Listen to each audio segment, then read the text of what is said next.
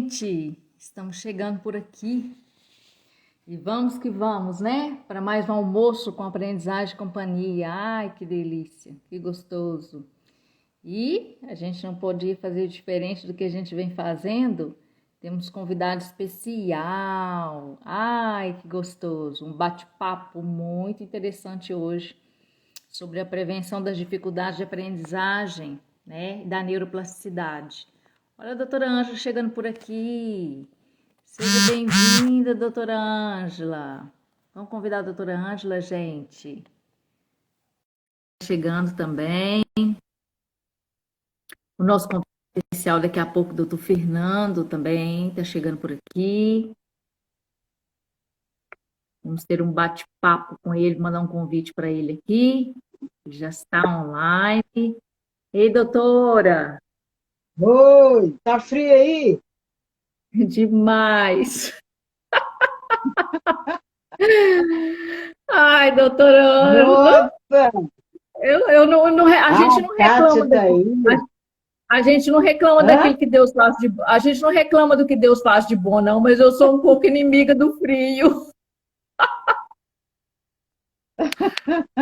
Ó, seu convite tá aqui, ó. Você vai? Dia 24! Ai, é mesmo! Dia 24 vai dar na, não olhei, vai dar na terça, não, né? Sexta-feira. Essa sexta-feira agora. Ah, porque terça é dia da minha aula lá na faculdade. Ah, que bom. Não, vou combinar com o Isaac direitinho. É. Delícia. Gente, a doutora Ângela é muito fera. Pensa, ela tá fazendo suspense aí, mas eu vou deixar. Doutora Ângela, conta pro pessoal, como você fala de um convite, não fala para que é esse convite? Convida o pessoal aí. Esse convite aí é para quê mesmo? Ah, eu vou receber um prêmio, uma solenidade de entrega de cidadania honorária da cidade de Betim, aqui em Minas Oh, Gerais.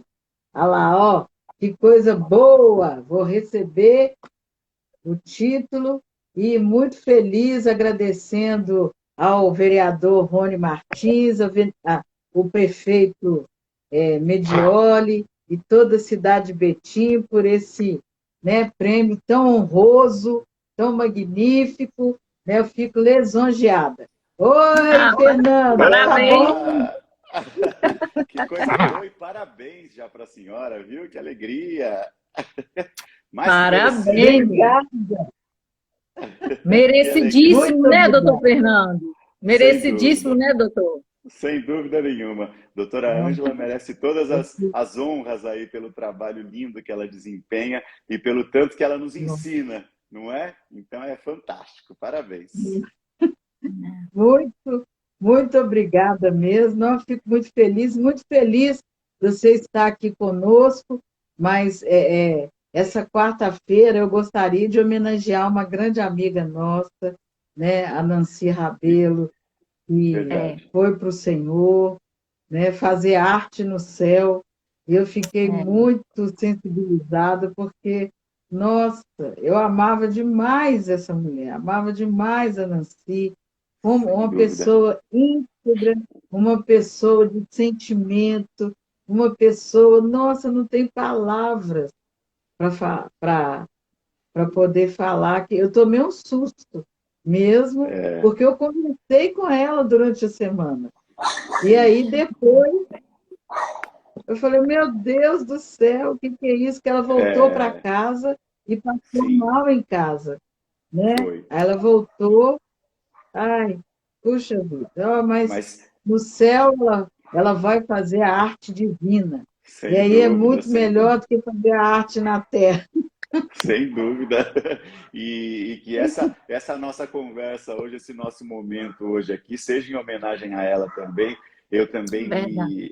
eu me sensibilizei demais com o falecimento dela. Nós tínhamos feito uma formação, inclusive, aí para a cidade de Belo Horizonte, poucas semanas antes, junto com ela. E no fim, eu fui conversar com ela posteriormente, e aí já não consegui mais falar com ela. E foi o filho dela, na verdade, que me deu a notícia, não de que ela havia falecido, mas que ela estava internada e que o caso dela era um caso bem crítico, assim, né? Bem grave. Então, eu também me sensibilizei muito, porque era uma pessoa muito querida, com a qual que eu tive a oportunidade também de conviver com ela e conhecê-la durante esse período de pandemia, e nós tivemos uma relação muito, muito forte, muito intensa. Então fica essa saudade, esse carinho, mas na certeza de que lá de cima ela vai trazer, como sempre trouxe para a gente aqui, uma ludicidade, uma alegria, né? E eu sempre falo Verdade. que fica aquela no nosso ouvido, aquela memória da voz dela dizendo assim, beijo, beijo, beijo. Então, beijo, beijo, beijo para ela lá, né? É verdade. Esse nosso Inclusive, carinho. o Fernando e a Nancy estavam escrevendo um livro Sim, da Ah, coleção Mestres com Carinho. Aí eu vou conversar com o verdade. Alessandro para dar continuidade, né? Que Porque, lindo. nossa, ela estava tão feliz, ela falou, Ângela, eu descobri isso, isso, isso. E aí, nossa, nossa, eu não tem nem, não tem o que falar. Verdade. Que seja mais um legado que ela nos deixa aí com esse livro lindo que ela estava escrevendo e que com certeza a gente vai conseguir trazer para que todos tenham acesso a ele, né? é verdade, é verdade. Boas lembranças, né? Nos Sem deixou uma dúvida. recordação linda e com excelentes lembranças de um ser humano incrível, que traz uma Verdade. mestra que realmente nos ensinou em todas as dimensões, tanto como ser Sim, humano, quanto no meio científico, né? Em todos os artigos, em todas as palestras, em todas as capacitações, em tudo que ela fez. E, acima de tudo, como um ser humano realmente muito lindo que a doutora Nancy era. Eu também sem fiquei muito, dúvida. né? Todos nós, né? Pegou todo mundo de surpresa aí. Mas é a vida. É. A vida Temos que continua para encarar. nós, Exatamente. com Temos que encarar. certeza. Não é fácil, mas temos que encarar, né? Eu sempre falo que a gente é a única certeza que a gente tem, mas a gente nunca está preparado para isso, na verdade. Mas estamos aqui sempre emanando luz para ela, né? E que ela É receba verdade. essa nossa luz e esse nosso carinho. É. E a alegria dela era exatamente participar de momentos como esse, que nós estamos aqui hoje Sim, reunidos, né? Para falar sobre neurociência, para falar sobre educação, para falar sobre saúde. Ela sempre estava com uma disposição ímpar. Então, a gente vai dar continuidade a isso aí também, enquanto Deus nos der vida, né? E nos dê oportunidade, o privilégio de nos com certeza. encontrarmos para continuar falando sobre tudo isso aí, que é muito importante, que tem sido canal de bênção, né? Doutor Fernando, doutora Ângela aí, como pesquisadores, a gente sempre sabe que vocês, eu sempre digo, vocês são canais de bênçãos na vida das pessoas, porque hoje a tecnologia nos oportuniza esses momentos, né, de encontro assim, e que muitas vezes as pessoas não têm a oportunidade de pagar para ir num congresso, não têm a oportunidade de pagar por uma capacitação, e a tecnologia vem trazendo essas oportunidades assim, de ouvir o senhor, doutor, para falar sobre neurociência e dar a sua contribuição. Então, eu vou Ah, que deixar a coisa palavra linda. para você se apresentar, porque eu achei o máximo, eu juro que eu não sabia, mas eu achei Ah, o máximo saber que você é formado, que você é formado em dentista? odontologia. Esse, E eu fiquei encantada de saber que você é formado em odontologia. Juro que eu sim, fiquei. Eu muitas pessoas se trabalhei, eu surpreendem. trabalhei, no início da minha formação, eu trabalhei como, olha, eu trabalhei como auxiliar de biblioteca, olha só, eu comecei como auxiliar de biblioteca novinha, trabalhando dentro da universidade, da Univale. Que legal. Antigamente era chamada Fundação Percival Facquar. E aí depois transformou-se em universidade, né? E a Univale do leste de Minas, de Governador Valadares. E o forte lá é o curso de odonto, né? Os Sei. odontólogos e direito. Então, são dois cursos bem fortes lá na universidade. E Aham. eu não tinha muito essa questão de ir para a área da odontologia, mas eu sempre estava ali no meio da galerinha de odonto, eu adorava. Aí, na hora que eu vi seu currículo, eu falei, como assim, doutor Fernando odontólogo? Que legal. Sim, mas Draga, nos fale aí sobre a sua formação. tá joia. Muita gente se surpreende com isso, não sabe que a minha primeira formação, na verdade, foi em odontologia, e eu sempre digo que a odontologia me ajudou muito para esse campo da neurociência, porque a gente tem um enfoque muito grande na questão de cabeça e pescoço dentro do curso de odontologia, então isso Sim. me facilitou muito, sem dúvida nenhuma, e me trouxe embasamento, na verdade, para que a gente pudesse abordar a questão da neurociência. Mas a minha paixão também sempre foi, tanto que até durante o curso de odontologia, logo que eu me formei, eu sempre fiz monitorias durante o curso de odontologia, me formei, fiquei como professor assistente de algumas disciplinas, e aí depois veio a questão da neurociência, a paixão. Eu sempre digo que a neurociência, em primeiro lugar, para mim, ela veio como uma questão de eu poder me reconhecer. Então, principalmente, de eu poder lidar com as minhas próprias emoções. Eu digo que a neurociência ela é transformadora. É uma ciência que permite com que nós tenhamos esse entendimento do nosso encéfalo, do nosso cérebro, mas mais do que isso, ela permite com que nós também tenhamos a possibilidade de nos reconhecermos mais facilmente. E no meu caso, especificamente, como eu tinha uma dificuldade, e ainda tenho, muito grande em lidar com as minhas emoções, isso facilitou e propiciou com que eu me apaixonasse ainda mais pela neurociência. Então, diante dessa paixão e dessa possibilidade de conseguir não só entender, reconhecer, mas controlar as minhas emoções também, eu me aventurei e adentrei para o campo da neurociência. Mas a educação sempre foi uma paixão muito grande também. Então, estudar a maneira como nós aprendemos e através desses estudos, permitir e possibilitar com que nós tenhamos a possibilidade de fazermos com que aqueles alunos, sobretudo, os alunos que possam apresentar alguma dificuldade de aprendizagem, consigam potencializar essa forma de aprendizado, né? Ou seja, consigam criar novos hábitos, consigam desenvolver hábitos que já estejam ali, mas que talvez não estejam totalmente presentes e passíveis de serem expressados. Isso foi o que me deixou mais fascinado. Diante disso, o que eu fiz? Fui fazer odontologia. E fui fazer odontologia, não, fui fazer pedagogia. Pedagogia, não podia deixar, né? A Andréa Martins já falou aqui, ó, perfeita descrição pessoal da neurociência. É fantástica. Fui fazer Pedagogia. né? Porque aí eu precisava integrar um pouco mais essa paixão e essa união aí e poder levar com muito mais propriedade o que a gente diz respeito à neuroeducação, à neurociência da educação. Então, Sim. hoje, o meu campo de pesquisa, o meu campo de atuação é justamente nessa parte da neurociência voltada para a educação. E mais especificamente esse ano, eu tenho trazido um trabalho que é um trabalho muito voltado para o tema do que nós nos propusemos a conversar aqui. A Cristiane está aqui falando que a odontologia faz parte dessa história e faz porque ela foi minha paciente, a Cristiane. Gracinha. Está aqui nos assistindo. Não, e sempre fará, né? E esse carinho muito grande em poder lidar com os pacientes e essa amizade que a gente criou também ao longo dos tempos aí na cadeira de dentista. Mas só um parêntese, doutor, mesmo Diga. assim é interessante, sabe por quê? É porque as pessoas, às vezes, elas acham que está muito distante, não está.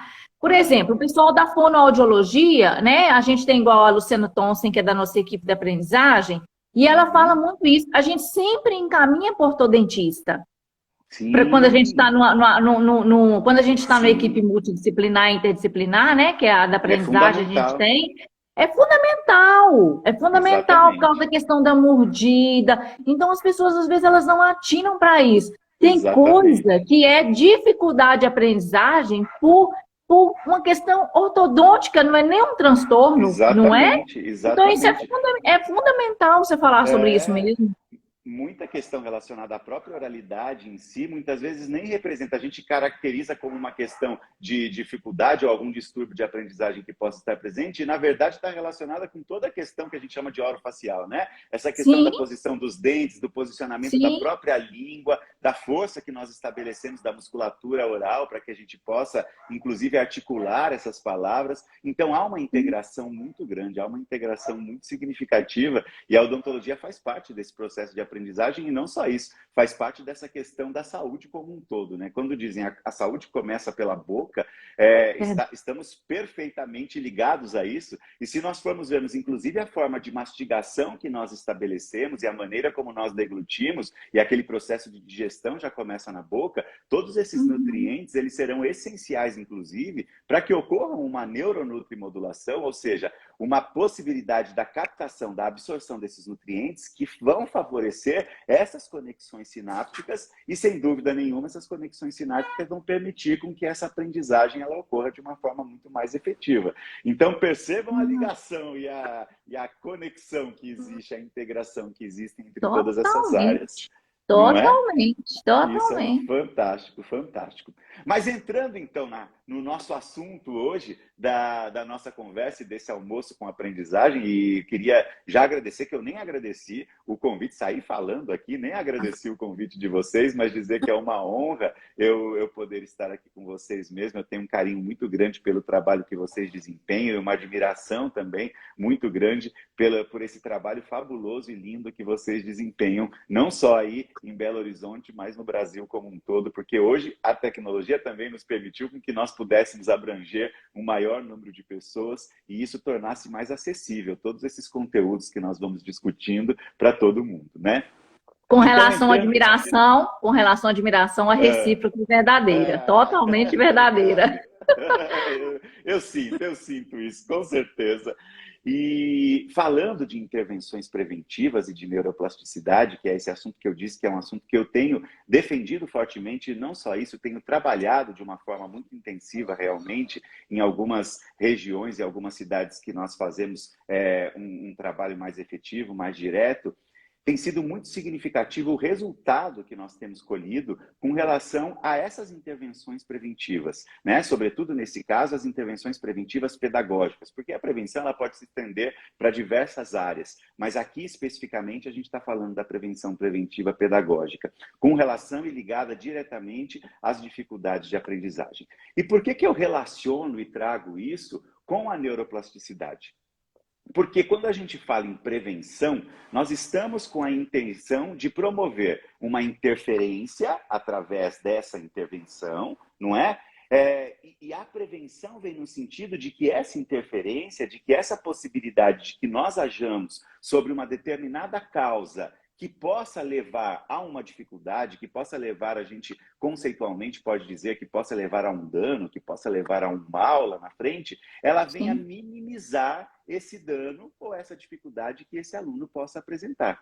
E essa diminuição desse dano, essa possibilidade de nós fazermos com que esse aluno, e a gente sempre diz, se nós formos falar de alguns transtornos que automaticamente possam se apresentar, transtorno do déficit de atenção, transtorno do espectro do autismo, a própria dislexia, são condições que são inatas, né? As pessoas que apresentam essas condições, elas já nascem dentro dessas condições. Então, existe um fator genético aí, sem dúvida nenhuma, interferindo nessa condição, mas hoje a neurociência nos traz a possibilidade de nós entendermos, e aí entra a prevenção das dificuldades de aprendizagem, aí entra a neuroplasticidade, que é a ação daquilo que nós chamamos de fatores epigenéticos. Ou seja, o meio ambiente, as estimulações que são promovidas pelo meio ambiente, para que através dessas estimulações nós tenhamos a possibilidade de chegarmos naquela neuroplasticidade. Mudando a condição genética que é apresentada? Não, isso não existe. E hoje, infelizmente, diante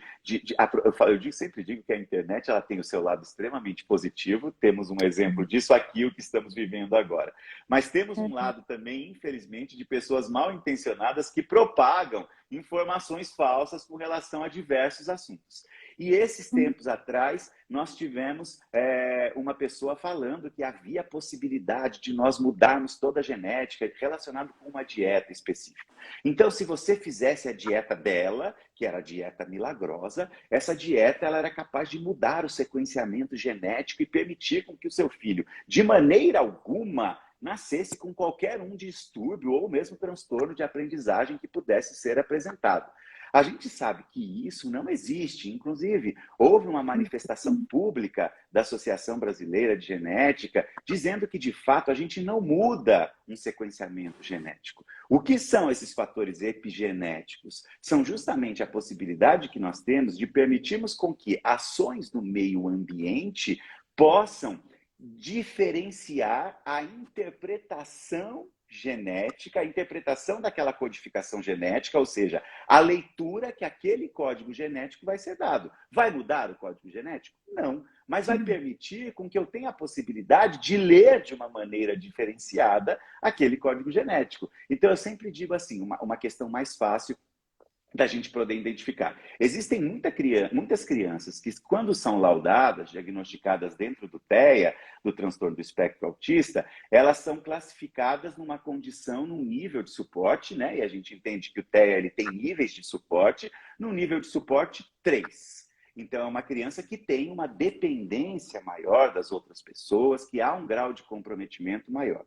E hoje, nós vemos essas crianças que, a princípio, eram laudadas no nível de suporte 3, apresentam um nível de suporte 1, ou seja, tem muito menos dependência, são muito mais autônomas do que mostravam-se anteriormente. Isso é o quê? Isso é neuroplasticidade. Isso é a possibilidade que nós temos de todas essas ações interventivas que aí na aprendizagem de companhia acontecem através dessa equipe multi, que envolve também, nós vemos lá na frente, dentistas e outros profissionais que às vezes a gente nem pensa que estão envolvidos nesse processo todo, mas que essa ação está promovendo essa estimulação e está permitindo com que essa neuroplasticidade ela aconteça.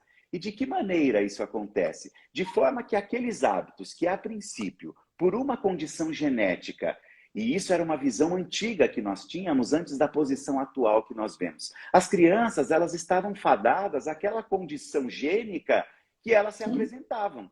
Então, uma criança que nascesse, por exemplo, dentro do TEA, era uma criança que antigamente nós diríamos assim, poxa, essa criança não tem possibilidade de desenvolvimento.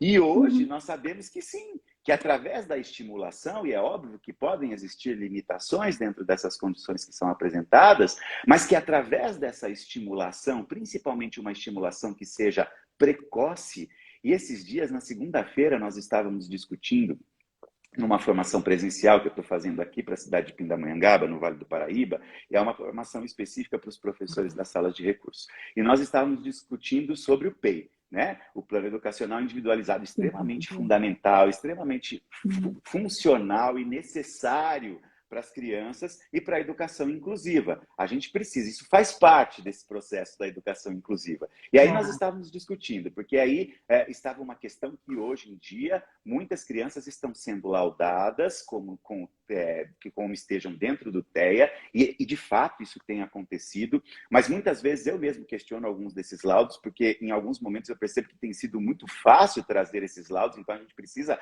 avaliar e uma conversa um pouco mais efetiva entre saúde e educação, porque isso é importante, né? Eu sempre digo que esse pilar, quando nós vamos falar de dificuldades, de transtorno de aprendizagem, esse pilar, escola, família e terapeutas, né? Os profissionais envolvidos na terapia, a equipe multiprofissional, é extremamente importante. E cada vez mais eu tenho ficado feliz, de verdade mesmo, porque eu tenho visto médicos participando de formações conosco, e isso me traz uma alegria muito grande. Pediatras, neurologistas, porque eles estão, não é, doutora Ângela, eu falo, que bênção, e muito obrigado por eles estarem nos ouvindo também como educadores, né? Então, isso, essa parte de nós podermos transitar entre a saúde e a educação, ela é fundamental e ela é essencial. Porque muitas vezes eu vejo laudos sendo recebidos e trazidos por médicos, sejam eles neurologistas ou pediatras, e que eles querem determinar exatamente o que o professor deve fazer ou a AEE, né, deve fazer com aquele aluno e às vezes não condiz com a realidade pedagógica que nós temos e que precisamos estar atentos. Então, essa é uma discussão necessária, essa é uma preocupação que nós temos. Inclusive, a minha proposta agora é que nós tenhamos um momento dentro dessa cidade que nós estamos fazendo a formação, que nós tenhamos um momento de que haja essa possibilidade de conversa entre a educação e a saúde.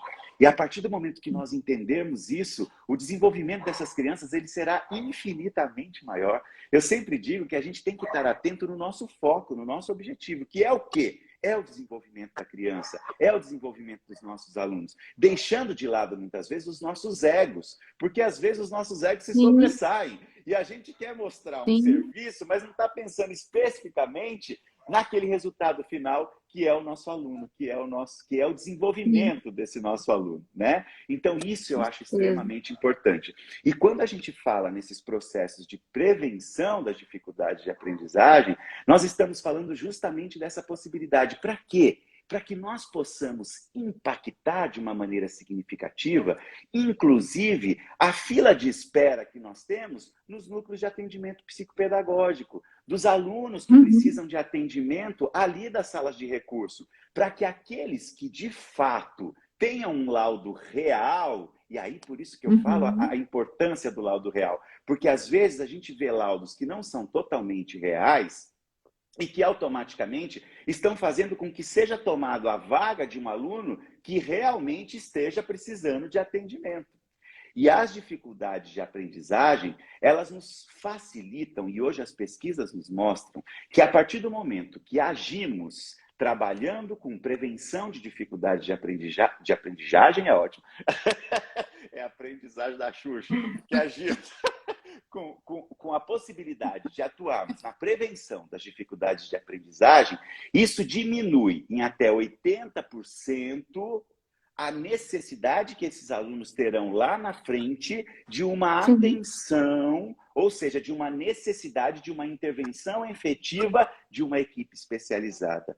Poxa, se hoje eu tenho ideia de que há uma fila de espera, se hoje eu vejo e percebo que há uma necessidade extremamente significativa de pessoas que precisam, sobretudo, daquelas que dependem do serviço público, né? Que não tem condição de... Já vamos falar, Beth, já falamos como eu trabalho com essa prevenção. Mas a gente precisaria, na verdade, de uns 8 encontros para a gente falar sobre isso. Olhe lá, se não mais. Verdade. 8 encontros de 8 horas, né? Eu esqueci de falar agora. Mas eu volto para a gente conversar sobre isso também. Então, se eu vejo essa fila de espera, sobretudo daquelas pessoas mais vulneráveis que dependem do serviço público, que não têm possibilidade de ter acesso e pagar, né, por uma intervenção privada, nós temos que trabalhar isso. E, sobretudo, em que área, em que região? Na educação infantil.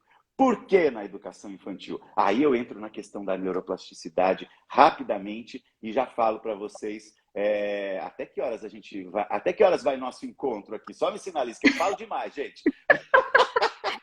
Eu vou sinalizando. Quando tiver faltando uns 10 minutinhos, eu sinalizo, né? Porque o nosso período do Instagram gira em torno de 50 minutos, 1 hora.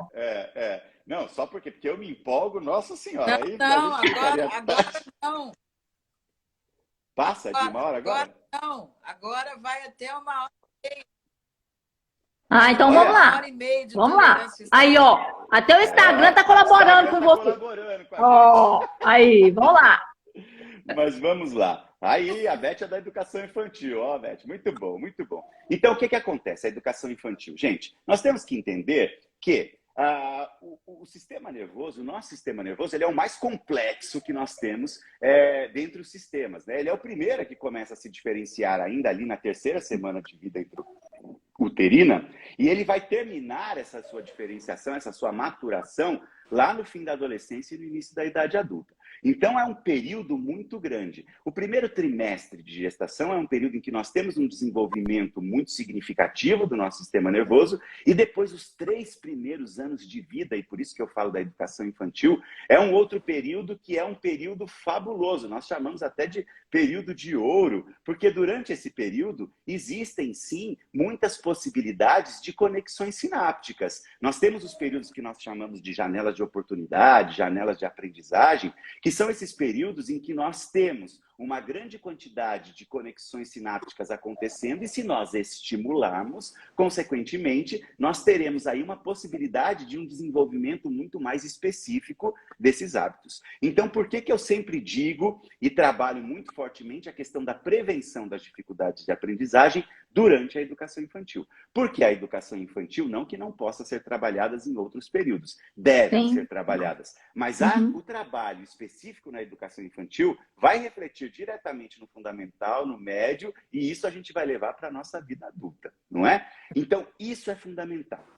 Precisamos entender que, além desse período na primeira infância, que são esses períodos em que nós temos essas janelas de aprendizagem, essas janelas de aprendizagem, que nós também podemos chamar de períodos críticos, ou seja, períodos em que há um grande grau de plasticidade cerebral, entendendo que o nosso cérebro ele é plástico, que o nosso cérebro ele é passível de mudanças através dessas estimulações. Se eu aproveitar esses períodos, automaticamente eu, consequentemente, terei o desenvolvimento desses hábitos, e todos esses hábitos nós sabemos que, deixa eu pegar aqui meu cérebro um pouquinho para vocês verem, todas as regiões desse nosso encéfalo, né? E aí eu chamo encéfalo porque eu tenho o cérebro nessa parte superior aqui, eu tenho tronco encefálico, eu tenho cerebelo, e unindo esses elementos todos eu formo esse órgão maravilhoso que é o encéfalo. Cada uma dessas regiões, ela tem a sua função. Eu tenho aqui córtex pré-frontal, eu tenho aqui área de Broca, eu tenho aqui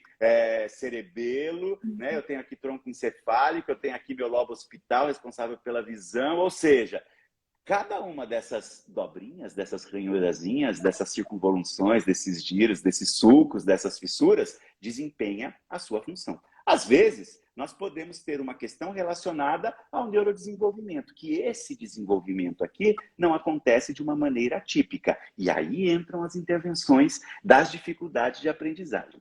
Não aconteceu de uma maneira atípica, porém, eu tendo a noção de que esse órgão ele é plástico, ele é passível de mudança, ele consegue, de fato, permitir com que novas habilidades sejam adquiridas ou que habilidades já adquiridas sejam aprimoradas, e que isso acontece, sobretudo, na educação infantil, eu preciso investir na educação infantil, porque isso vai refletir lá na frente. É aquilo que eu falei. Claro. Trabalhei com prevenção das dificuldades de aprendizagem, automaticamente, isso permitiu com que nós, de fato, tenhamos a possibilidade de ter uma melhora de até 80% na necessidade que esses alunos precisem de uma intervenção mais específica, tá certo? Então, isso é importante. Por isso, a questão que eu falo sempre da importância da educação infantil. Mas a gente precisa entender que para a neuroplasticidade acontecer, eu preciso ir muito além do que pensar somente e especificamente naquela conexão entre as sinapses. E a sinapse, o que é? A conexão entre uma célula nervosa e outra. Eu tenho 2 neurônios, esses neurônios eles comunicam-se entre si, mas eu preciso entender que entre esses neurônios existe aqui esse espaço que eu chamo de fenda sináptica. Nessa fenda sináptica acontece o quê? Acontece uma comunicação química que permite com que eu passe a informação de um neurônio para o outro. E o que é a neuroplasticidade? A neuroplasticidade é quando essa comunicação ela se consolida, quando essa comunicação ela se estabiliza. A partir do momento que eu estabilizo essa comunicação, com o menor esforço, eu tenho a possibilidade de estabelecer com que esse hábito seja expresso. Então, por exemplo, aprendi a andar. Quando eu começo a caminhar, eu vou, dou umas caminhadinhas, caio, volto, né? Ainda eu não tenho essa comunicação dessa minha parte motora, que eu tenho uma parte motora no meu cérebro totalmente como consolidada.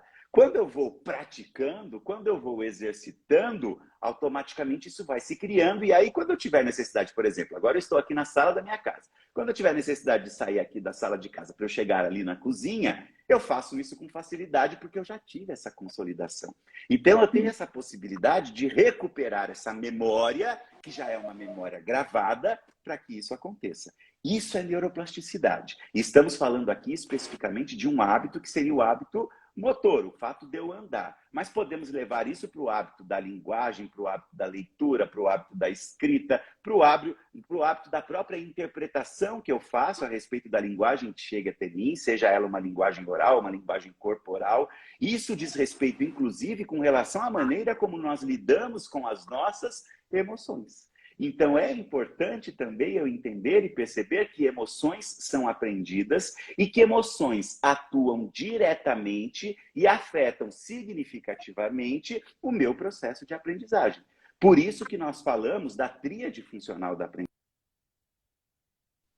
Existe uma intersecção entre as funções que compõem a tríade funcional da aprendizagem humana, que são funções cognitivas, funções executivas e funções conativas. Quando trazemos a questão das funções conativas, estamos falando de emoções, estamos falando de comportamento. E existe uma intersecção entre todas essas funções. Então, muitas vezes, nós deixamos um pouco de lado as funções conativas e executivas em detrimento das funções cognitivas. E temos que entender, para que a gente tenha um desenvolvimento pleno das nossas funções cognitivas, eu preciso estar integrado com as conativas e com as executivas também. Porque senão é aquilo que eu falo. Hoje a gente percebe que, infelizmente, muitas escolas elas divulgam uma questão assim: estou preparando o seu aluno para que ele passe no Enem, estou preparando o seu filho para que ele seja aprovado na faculdade. Ok, isso é importante, isso é necessário que ele tire uma nota boa no Enem e que ele passe na faculdade.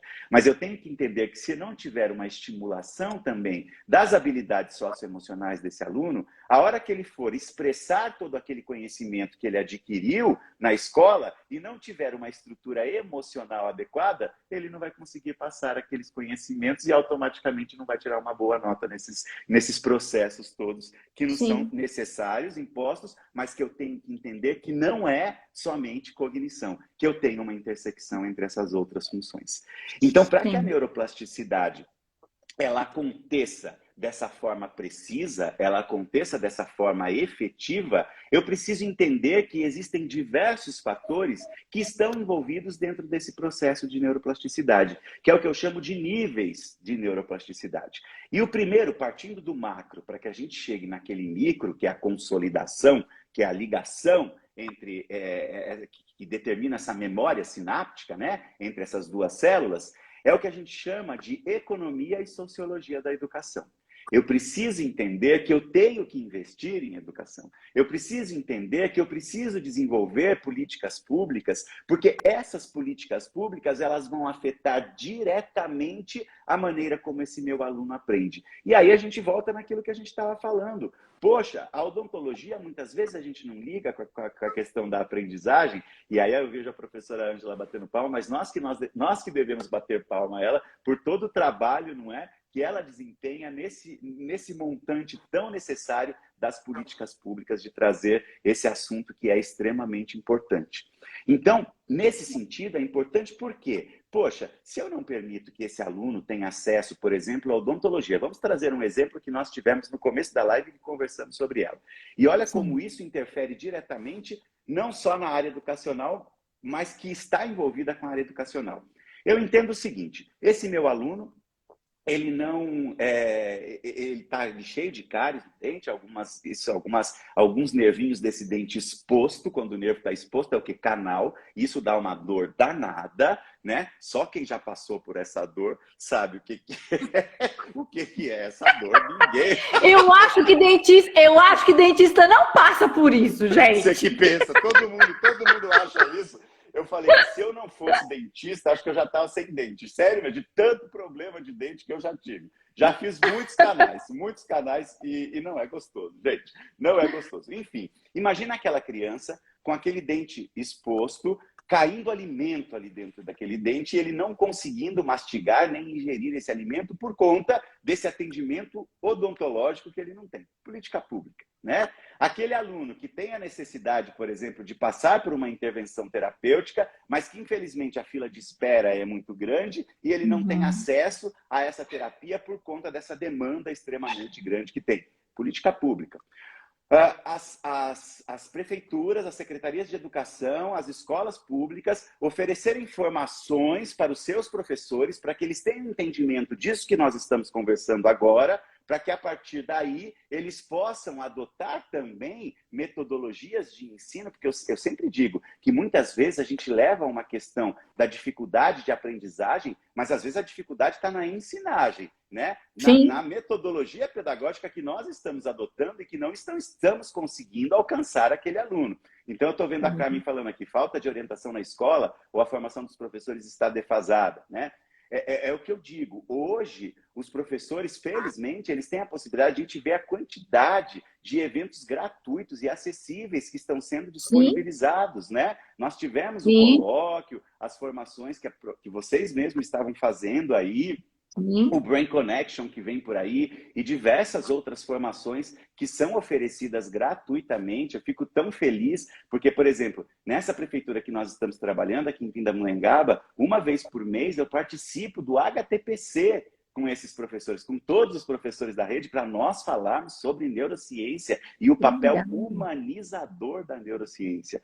Então, nós sabemos que às vezes existem cursos, aí você pode falar, meu Deus, mas o curso é caro. Existem cursos que são caros, mas existem possibilidades de nós também hoje termos acesso a diversos. E a pandemia trouxe isso de positivo para a gente, né? Nós temos possibilidade de ter acesso a diversas atividades, a diversos cursos, a diversos congressos que são gratuitos e que possibilitam com que a gente tenha esse conhecimento. Olha esse momento que nós estamos vivendo aqui hoje. Um momento aberto para todos e fica aí gravado para depois, para que outras pessoas possam assistir. Então, acho que há essa necessidade do poder público investir na questão da saúde, na questão da educação, porque isso vai influenciar diretamente na aprendizagem. Então, aquela criança não come direito, aquela criança não digere aquele alimento, automaticamente aquele alimento tem um componente que é fundamental para que o cérebro dela e o aprendizado dela vai se dar no cérebro. O cérebro dela trabalhe e esteja ativo e, consequentemente, isso vai permitir com que ela consiga o quê? Aprender mais facilmente. Então, pensar na economia e na sociologia da educação é fundamental para que eu tenha a possibilidade de pensar na neuroplasticidade lá embaixo. Outra questão importante, as interações psicológicas. Eu sei que eu aprendo emoções. Eu sei que eu nasço com algumas emoções, mas existem emoções que me são passadas ao longo do tempo. E nós, como pais, como professores, como indivíduos que interagimos com as outras pessoas, estamos também imprimindo emoções nas outras pessoas. E eu sei que hoje é tão grande e tem aumentado tão significativamente, e olha por que, mais uma vez, a educação infantil. Porque eu acho que a gente precisa dar uma atenção especial para a educação infantil, porque o poder transformador da educação infantil é sobrenatural, né? Então, na própria educação infantil, nós temos cada vez mais cedo recebido crianças nos nossos consultórios, nós que fazemos atendimento clínico, que estão apresentando depressão, que estão apresentando ansiedade. Inclusive, precisamos aí até abrir um parênteses aqui depois, e nós podemos marcar um momento para nós falarmos sobre telas. E o uso exagerado das telas e o quanto as telas têm trazido déficits para essas crianças. Até deixo aqui a possibilidade de nós conversarmos sobre isso, porque nós temos desenvolvido um trabalho dentro do Instituto Limbis, junto com o Instituto de Me Cuida. O Instituto de Me Cuida é um instituto de Fortaleza, e aí vem de Me Cuida por conta do Dimitri, que foi uma pessoa que se aventurou, um jovem que se aventurou nessas aventuras propagadas nas redes sociais, essas brincadeiras perigosas, e automaticamente acabou vindo a óbito por conta dessas brincadeiras perigosas. Então, nós precisamos falar essas consequências que são trazidas, o que essas consequências podem trazer com relação a bullying, cyberbullying, né, esse uso excessivo, e mais do que isso, o que o impacto dessas telas em excesso elas estão causando nas nossas crianças. Não só pela luz que ela emite, mas como pela fragilidade, a vulnerabilidade que nós expomos essas crianças a esse meio digital, que é uma terra de ninguém, né? Eu posso ser quem eu quiser ali, e você não vai saber que eu sou essa pessoa.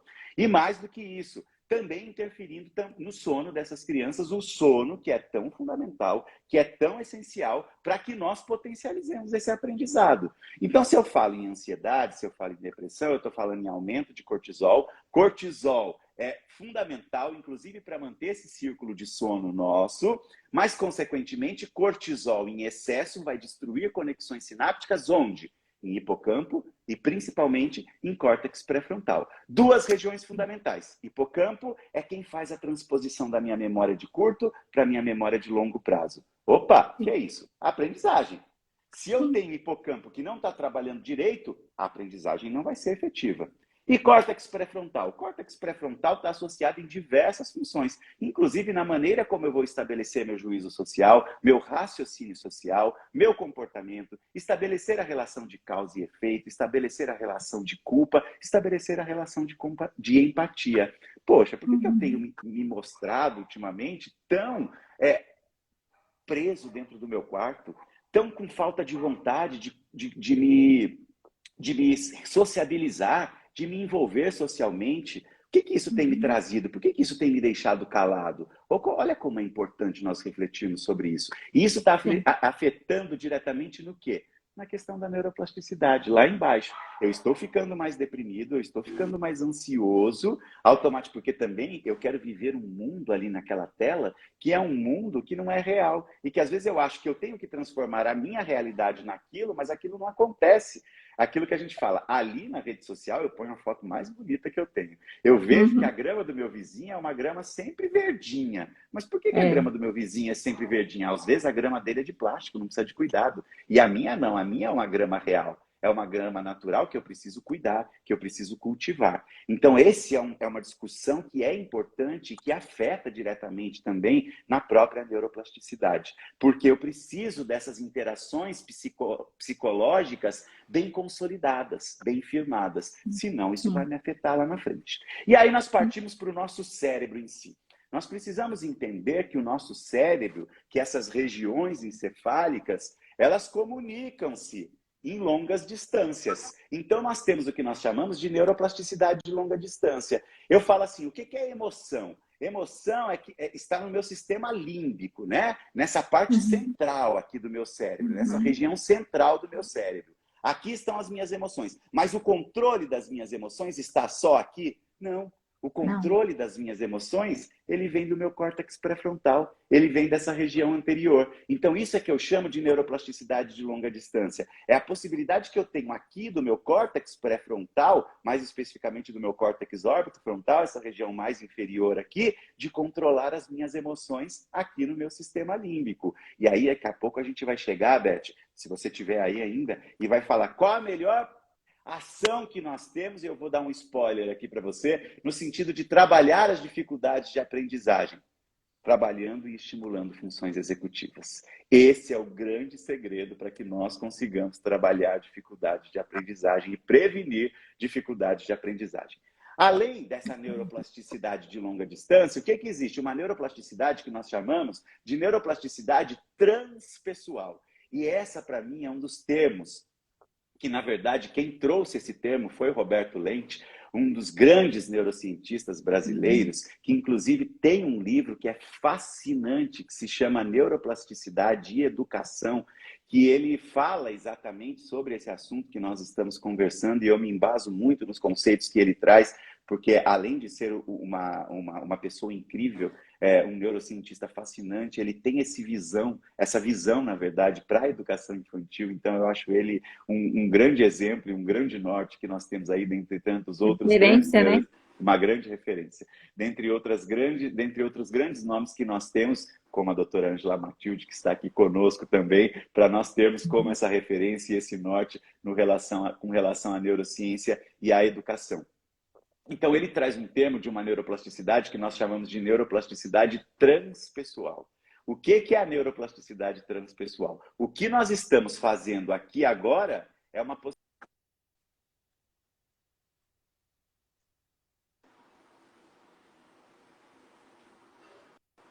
Travou? Parece que travou.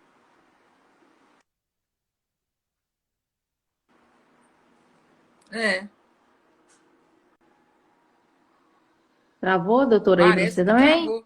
Ah, travou, mas o papo tá on. O papo tá Tá. quente. E vamos que vamos. É importante falar sobre a educação infantil, porque realmente tudo começa na educação infantil, né? E a gente não pode perder essa educação infantil de vista. Deixa eu mandar um convite E para é ele aqui novamente. interessante para vocês, Meu Deus do céu! Eu caí! Ah, voltou, para voltou. vocês que estão Eu assistindo. caí aqui, Ah, falei. voltou. Tinha caído, gente, mas voltei aqui. Mas que coisa boa. Voltando a falar do que nós havíamos, do que nós tínhamos parado, que era justamente sobre a neuroplasticidade transpessoal. É Roberto Leite, tá? Beto Lente. É esse médico incrível, esse neurocientista fantástico que associa muito a questão da neurociência com a educação. Mas o que eu havia falado? A neuroplasticidade transpessoal, o que é? É a possibilidade que o meu cérebro tem de promover modificações no cérebro de vocês e o cérebro de vocês tem de promover modificações no meu cérebro. Então é isso que está acontecendo aqui agora. É essa interação em que nós trocamos experiências, em que nós trocamos informações e que os nossos cérebros têm possibilidade de modificarem-se diante dessas informações e dessas experiências que nós estamos trocando. E isso é lindo. Isso é o que acontece dentro da sala de aula. Isso é o que acontece na clínica, quando o terapeuta está ali intervindo diretamente sobre aquele aluno. E é fundamental dentro desse processo de neuroplasticidade. E aí nós vamos ter a neuroplasticidade das redes dinâmicas, ou seja, daquelas redes que comunicam-se entre si. Outro exemplo que a gente pode trazer é aquela neuroplasticidade entre o córtex pré-frontal e a amígdala, por exemplo. São duas redes extremamente dinâmicas que são interdependentes, que uma tem uma dependência da outra.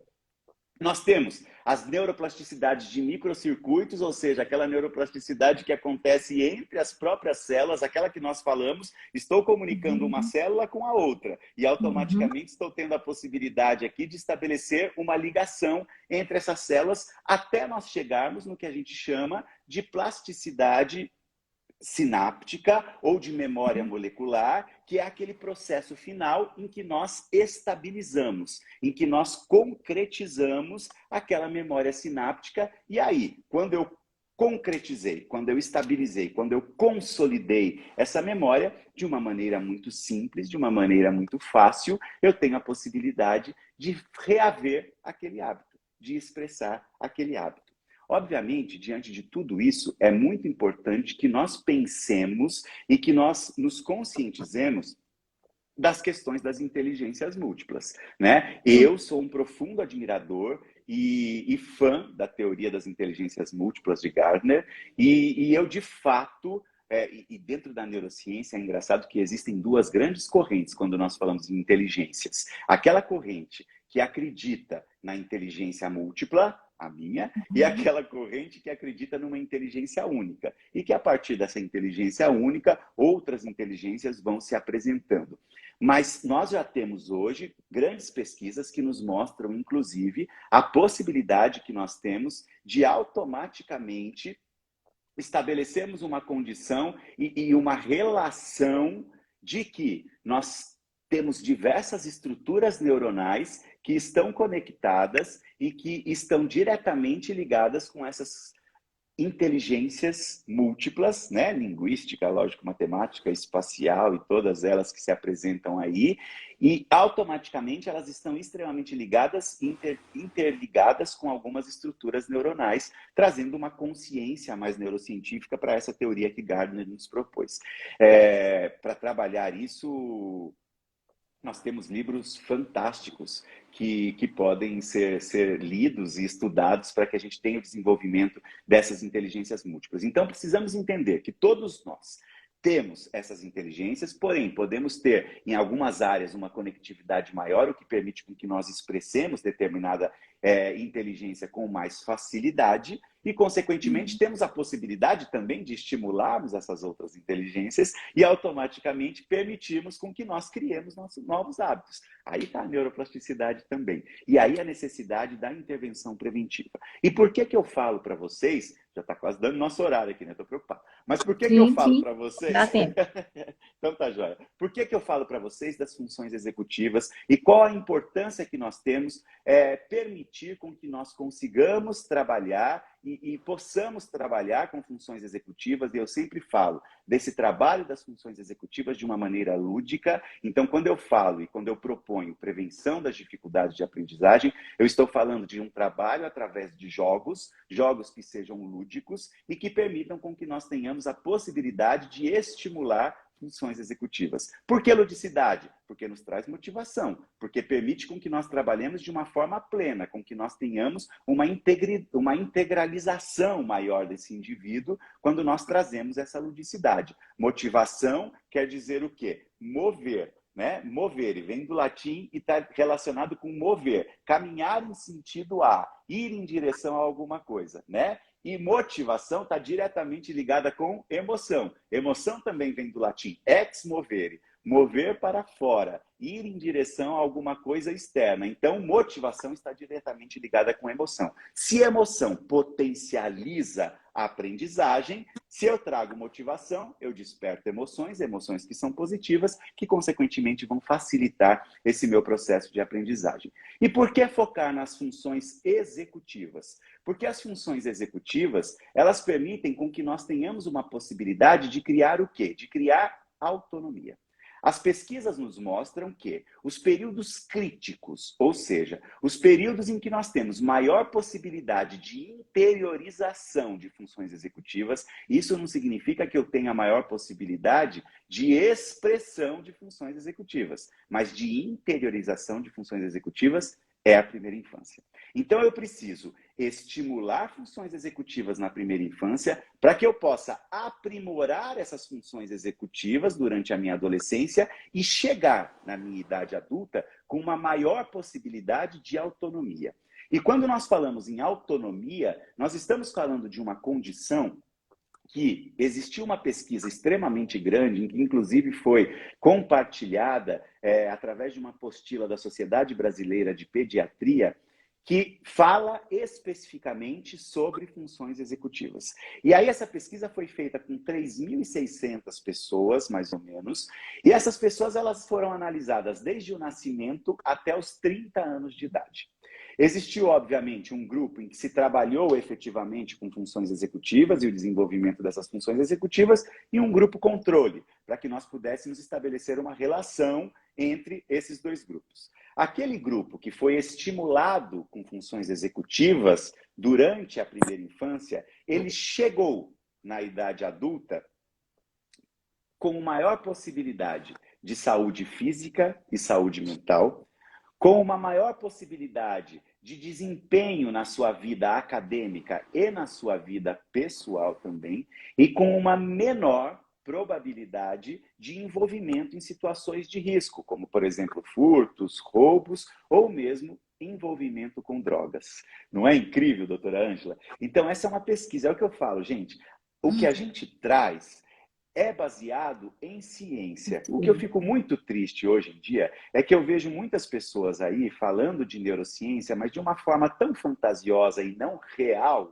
E aquilo eu digo para vocês, atrai público, que é uma coisa impressionante. Às vezes tem lá 3.000 pessoas assistindo, mas a pessoa não está falando nada com embasamento científico. E o que é triste diante de tudo isso é que essa pessoa, ela não percebe o mal que ela está fazendo, não só para aqueles professores que estão assistindo, mas também para aquelas crianças que não terão resultado. Os professores vão estar aplicando uma metodologia que eles acham que vai ser uma metodologia efetiva e aquilo não vai dar em resultado nenhum. Muito pelo contrário, vai atrasar o desenvolvimento daquelas crianças. Vai ser danoso, então, muitas vezes é danoso, né? Danoso, exatamente. Então é muito triste, é muito triste. Eu vejo... A questão não é essa. As pessoas já acham, né, acreditam e a gente vê muito na educação que as pessoas pegam garupa, né, em determinadas falas e sustenta isso. O meu irmão, que era meu editor, ele falava assim: foge de um homem ou de uma mulher de um livro só, porque esse traz problemas seríssimos, né, na vida Sim, do outro. A exatamente. neurociências não é uma facilitação de aprendizagem. Não é isso. As pessoas querem mostrar que a neurociência ela é uma facilitação da aprendizagem. Não é isso. É uma neurobiologia da aprendizagem. É o Exatamente. funcionamento para que isso aconteça, né? Agora, como você falou Exatamente. muito bem, não adianta eu ficar só a nível de funções cognitivas, né? E não entender o comportamento para que isso aconteça. A função Perfeito. cognitiva, ela é do conhecimento. Se eu não tenho conhecimento, como é que eu vou estimular essa função? Se eu não Sem dúvida. emociono o sujeito, que as funções são nativas, como é que eu vou ter prazer em aprender? Então, assim, é uma Perfeito. coisa. E o que está acontecendo? A educação, ela precisa acordar que a saúde traz benefício para ela. Mas o Sim. discurso da educação é um discurso complexo, é um discurso filosófico, é um discurso arcaico e que não consegue chegar ao chão de sala de aula. Não tem A gente como. precisa. Então, Eu como sei. pegar os professores? Os professores querem receita de bolo e a pedagogia é expert nisso. Ela tem que parar. A questão é a problematização, é levar o sujeito a buscar, é levar o sujeito a criar, né? A ludicidade ela não está só na infância, não, gente. A ludicidade é para o resto Não, da vida. A vida O toda. exercício, a verdade. vida toda, o exercício da educação infantil, a fantasia da criança é uma área cerebral que nós precisamos dela para resolver depois problemas na fase adulta. Se a criança não Verdade. fantasia, ela não estrutura a área do cérebro para resolver problema. Sem E dúvida. tem muita Sem gente dúvida. que só vive no mundo da fantasia. Eternamente Alice no País das Maravilhas. Eu nunca vi isso. É, é. E a Desculpa te senhora trouxe uma. interromper, mas Imagina, falar isso. que é isso, foi um aprendizado, que não foi uma interrupção, foi uma aula. Mas a senhora disse uma coisa tão importante, quando a gente estava falando dessas pessoas que arrastam multidões falando besteiras, muitas vezes, elas só trazem receita de bolo. E a gente precisa entender que a aprendizagem não é uma receita de bolo. Por quê? Porque cada um de nós somos seres únicos. O nosso Claro. cérebro, a nossa maneira de entender, de aprender, ela se desenvolve de uma forma diferente. Eu É, aqui aprendo diferente de cada uma de vocês. E isso uhum. faz toda a diferença para que a gente torne essa aprendizagem muito mais efetiva. E aí a gente cai em 3 pilares, só para a gente finalizar aqui, para eu não tomar muito tempo do pessoal, que Sim, eu falo demais. sim, A gente sim, cai não. em 3 pilares que são fundamentais para que nós cheguemos naquele ponto que a doutora Ângela falou da resolução de problemas, de sair da fantasia, de sair do imaginário, que é importante e faz parte da cognição, mas para que a gente possa também concretizar e potencializar esse processo de aprendizagem. Eu digo que há 3 pilares fundamentais que precisam ser trabalhados nas funções executivas. É óbvio que as funções executivas, elas vão além desses 3 pilares, mas há 3 que são fundamentais. Primeiro, memória de trabalho. O que é a memória de trabalho? A memória de trabalho é aquela memória que permite com que nós ouçamos o que eu estou falando aqui agora e com que eu, por exemplo, faça relação com o que eu falei agora há pouco tempo. O que é a memória de trabalho? É a memória que permite com que, por exemplo, a doutora Ângela faça essa pontuação como ela fez aqui agora, de uma forma maravilhosa e magnífica, e eu consiga, depois que a doutora Ângela fez essa pontuação, voltar no assunto que nós estávamos conversando. Isso é memória de trabalho, uma memória que faz parte das funções executivas e extremamente importante para o desenvolvimento das outras memórias. Segundo, controle inibitório.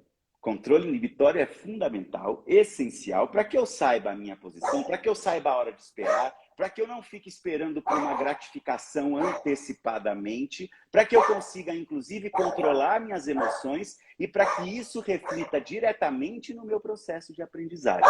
Então, essencial desenvolver controle inibitório. E o terceiro pilar fundamental das funções executivas é o que nós chamamos de flexibilidade cognitiva.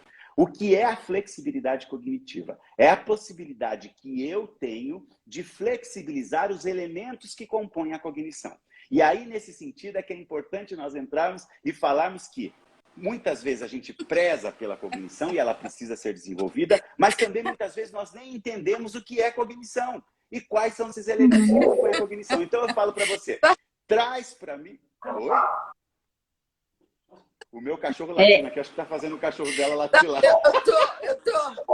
Eu tô rindo aqui, Fernando, que tem muita gente que não tem flexibilidade cognitiva falando de neurociência. Exatamente. Com certeza. E tem mesmo. Olha a Rosana no avião, ligada na gente, que coisa mais chique. Mas tem mesmo, doutora Ângela. É o que mais tem, viu? Infelizmente. E aí, a flexibilidade cognitiva, o que é? É a gente usar de uma forma mais maleável os elementos que compõem cognição. Mas exatamente, às vezes eu vou falar de flexibilidade cognitiva e nem sei o que é cognição. Aí fica difícil a história. Então, quando a gente fala em cognição, nós falamos em diversos elementos que compõem essa cognição. E quais são esses elementos? Percepção, atenção, linguagem, associação, juízo, imaginação, raciocínio e pensamento. Então, quando eu falo em flexibilidade cognitiva, eu estou falando justamente da possibilidade que eu tenho de usar esses elementos de uma maneira adequada que contribua para que eu consiga me integrar a determinados ambientes. Eu sempre dou um exemplo simples. Por exemplo, eu estou aqui falando e dando uma palestra sobre funções executivas. Não especificamente, mas estou falando nesse momento sobre funções executivas, tá certo? Então, função executiva, para uma pessoa leiga, eu vou dar essa palestra usando um determinado tipo de linguagem. Para professores, eu vou dar uma palestra usando uma linguagem diferente, porque esses professores já entendem esse conceito de função executiva. Isso é flexibilidade cognitiva. É essa possibilidade que eu tenho de adequar essa minha linguagem de acordo com o público que eu estou trabalhando ou que eu estou conversando. A flexibilidade cognitiva, gente, ela permite, inclusive, com que nós tenhamos a possibilidade de interpretar melhor um texto, de interpretar melhor a própria linguagem em si e de permitir com que todo esse processo cognitivo ele seja potencializado. Então, diante dessas explicações, é que eu digo a vocês que é importante que nós trabalhemos como maneira preventiva as funções executivas, porque são as funções executivas que lá na frente, ou seja, esse aluno que foi estimulado na educação infantil com jogos simples, sabe? Passanel, por exemplo, ou mesmo o tempo de compartilhar. Eu estou trabalhando com controle inibitório. O tempo de eu compartilhar um brinquedo entre mim e uma criança que chega até mim. Isso é trabalhar funções executivas. E tem diversas outras atividades. Eu brinco com os pais, às vezes, quando a gente está conversando, que é quando o plano A, que a criança às vezes tem essa dificuldade, adolescente, então é incrível, né? Que também é a área do pré-frontal que está em desenvolvimento. Sim, Quando o plano A, mãe, não dá certo, ele precisa de ter um plano B. E ele não tem essa facilidade. Ele não tem a facilidade para o plano B, ele apela, ele não gosta, ele não vai, tem que ser o plano A. Ou seja, tem que ser, não tem conversa, né? Com certeza. É bem isso. E isso faz toda a diferença. Aquilo que eu falei para vocês, as pesquisas nos têm mostrado que temos até 80% de chance de nós não necessitarmos de uma intervenção mais específica, ainda que esse aluno possa apresentar um distúrbio ou um transtorno de aprendizagem. Fatores epigenéticos, funções executivas, apaixonante, incrível, Verdade, necessário doutor. de ser trabalhado. Né? É verdade, é fundamental. E muito importante na educação infantil, e é engraçado quando você falou que... eu também sou apaixonada por educação infantil, e é interessante que parece que a gente anda um pouco na contramão em se tratando de políticas públicas, né? No início da sua fala, você colocou isso muito bem, você fez uma explanação de excelência aí, Mas é interessante porque exatamente na educação infantil, eu falo que eu já trabalhei em escola como orientadora educacional. E é exatamente na educação infantil que a gente vê os olhares dos pais em cima, com um foco maior. Ou seja, olha a porta aberta, escancarada para a educação, utilizar este momento, inclusive para orientação e formação de pais. Perfeito. É isso. Né? E é uma outra questão que você trouxe. E deixa passar. Fabulosa. Escola de paz. É um esforço que eu tenho feito tão grande para que a gente consiga retomar, porque há um tempo nós tínhamos bastante escola de paz. E hoje isso foi se desfazendo. E cada vez que as pessoas me mandam um print assim, ou me mandam uma foto pelo WhatsApp falando, Fernando, olha o que aconteceu ontem aqui na escola. A gente teve o primeiro encontro da escola de paz. Eu falei, yes, agora sim! Mas precisa, doutor, precisa, sabe por quê? Porque a gente percebe que os pais também, eles não sabem, né? É uma geração que não pode se frustrar. Fernando, a gente capacita, a gente tem escola de paz aqui em Minas, a gente capacita em várias prefeituras e tudo. E eu estou querendo convidar você para fazer essa escola de paz conosco. Só me chamar, já tô. Já tô. Doutora Ângela, você sabe que realmente os maiores feedbacks que eu tenho a respeito de escola de paz é daí de Minas Gerais. De verdade. Os maiores feedbacks que eu tenho a respeito de escola de paz é daí de Minas. Isso me deixa tão feliz. Então, me chama que eu vou. É bem forte aqui. A doutora Ângela é uma do início aí dessa escola de paz aí. Puxou o carro. Linda. Que coisa linda. Por isso que é um orgulho pra gente. Doutor Fernando, mas é sempre muito bom. É uma aula. Olha, pode ter certeza que se você tiver tempo na sua agenda, disponibilidade, nós teremos muitos e muitos outros bate-papos. Vamos combinar. Inclusive sobre a questão das telas aí que você colocou, que eu adoro, eu acho que é de extrema importância, tem que ser falado, tem que ser trabalhado, as famílias precisam de ser orientadas, os pais precisam de estar atentos com relação a isso, os educadores precisam de ter esse olhar também com relação a isso. Então, nós precisamos, sim, de ter muitos outros bate-papos e muitas outras mega aulas, como nós tivemos agora. É uma troca, eu sempre falo, é uma troca. A gente está aqui para aprender um junto com o outro e vamos marcar porque é um assunto urgente, necessário nós falarmos sobre esse uso de tela, sobre cyberbullying e esse assunto que é extremamente importante. Exatamente, exatamente. E cada vez mais a gente percebe que é por falta de orientação que as pessoas estão sendo levadas, né, por situações tão críticas, por artimanhas, por momentos tão constrangedores, né, por momentos tão delicados, inclusive nas famílias, né? E isso deve ser falado dentro das nossas escolas, isso deve ser falado nos nossos lares, isso deve ser falado nas nossas capacitações, como o senhor bem colocou aí. Isso é muito importante. Principalmente, porque tem um videozinho, não sei se mas o senhor deve conhecer, um videozinho que está mostrando da importância cada vez mais da tecnologia, né, em alta, e aí aparece uma mãe na maternidade ganhando um bebê, e aí o bebê já nasce com a tela de um tablet na mão. E é bem isso, viu? É bem isso. Mas vamos sim. E eu disse à doutora Ângela, agora em setembro talvez eu esteja aí em Belo Horizonte para uma formação e eu quero encontrá-las, viu? Vai ser um prazer. Dar um abraço. Que delícia! Pode falar que eu também quero estar. Eu não moro, eu moro a 120 quilômetros de Belo Horizonte, numa cidade próxima a Belo Horizonte. Moro próximo de Divinópolis. E eu sempre estou em Belo Horizonte, a doutora Ângela sempre está aqui em Nova Serrana, sabe? Então, pode falar. Não, fala comigo e fala para a doutora Ângela que eu vou fazer questão de levar o docinho de leite de Minas da roça para você. Ô, trembão. Combinado, então. Obrigado mais uma vez pela oportunidade, viu? Ô, doutor, eu que agradeço. Vê se a doutora Ângela tá voltando, parece que a internet dela caiu. A internet dela estava travando desde o início, eu vi, tadinha. A internet estava travando.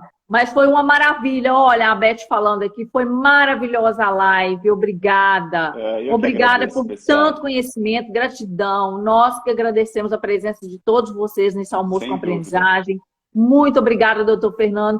Foi uma Eu que honra. agradeço. Eu sempre te sigo, sempre assisto suas capacitações, fico Que namorando bom. todos os seus trabalhos nas redes Obrigado. sociais, pode ter certeza disso. E hoje eu Obrigado tive o pelo carinho. privilégio de estar com você, falando diretamente assim, mesmo que seja pela tela. Foi A honra ó, foi minha. um prazer. Muito obrigada pela Beijo pra presença. vocês, viu? Tchau, tchau, gente. Tchau, Até gente. mais. Obrigado. Tchau, tchau.